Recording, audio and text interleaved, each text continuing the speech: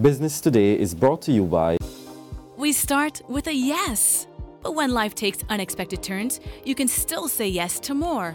The Scotiabank Aero Platinum MasterCard credit card gives you points with every purchase that you can use to travel to anywhere. Plus, with just 20,000 Scotia points, you can say yes to destinations. With Scotiabank Aero Platinum MasterCard credit card, it's easier to say yes to everything. Apply today.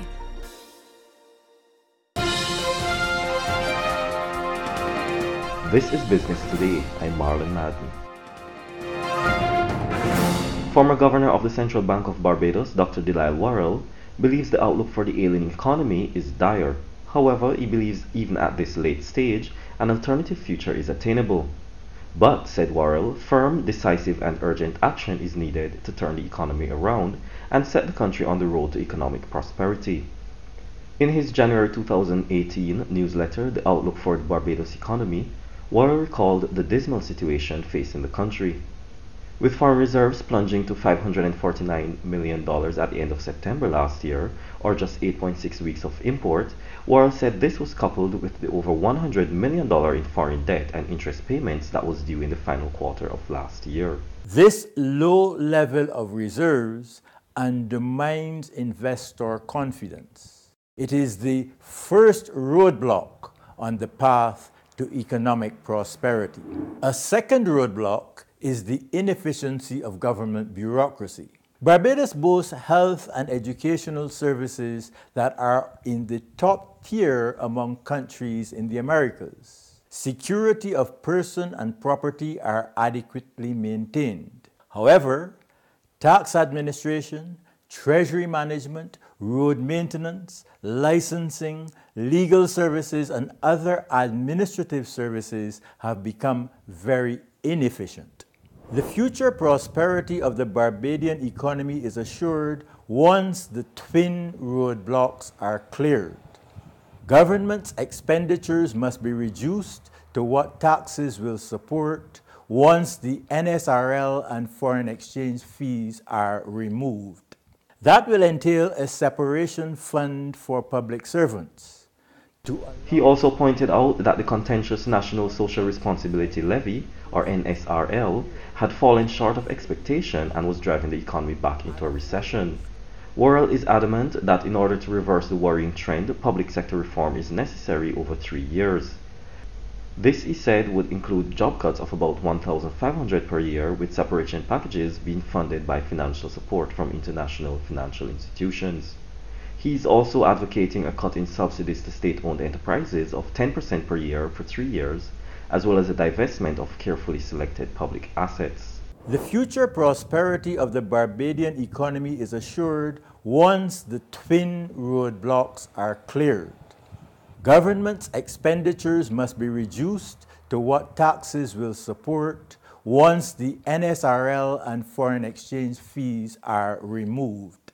That will entail a separation fund for public servants to allow for job reductions of 1,500 persons each year for 3 years. An affordable scheme would provide each person leaving with about $60,000. In addition, support for state-owned companies would be reduced by 10% a year for 3 years.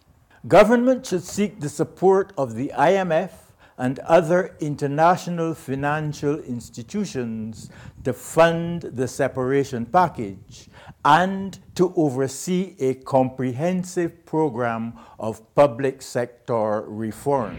Minister of Industry, International Business, Commerce and Small Business Development, Donville Inniss, is promising the local business community he will be fighting more vigorously this year to ensure a more enabling environment. Inniss tells Business Today there are still a number of outstanding issues affecting the private sector that he will be seeking to address in 2018. In addition, Inniss says he is expecting some issues to continue to affect the international business sector, but says he will not be backing down from having them adequately addressed. On the side of commerce and industry, they will serve and small business development. They will be to strive towards creating a enabling environment that allows a higher level of certainly like to see a lot more young people being engaged in entrepreneurial activities. I like to see a little bit more flexibility in terms of the business support services we offer, including financing. I like to see a much more entrepreneurial private sector and not one that is so heavily dependent on the state. In international business, we will continue to have challenges with our partners in other jurisdictions. The EU matter remains there, and I hope that that will be settled early in the year. We have received correspondence from them, and as early as tomorrow, I expect to sign a letter to respond to them, requesting that my rates or whatever listing they have. Now for today's financial tip. When starting a new venture, be sure to make room for some level of stress. After all, starting a new business is not for the faint of heart. Not only will it require a substantial amount of cash, but it will also demand your complete focus. While it can be a fulfilling and rewarding experience, there is also the possibility of failure. That's been Business Today. Join us again next Tuesday. Until then, you can get more business and news by logging on to www.barbadostoday.bb, subscribing to our e-paper, and liking us on Facebook. I'm Marlon Madden.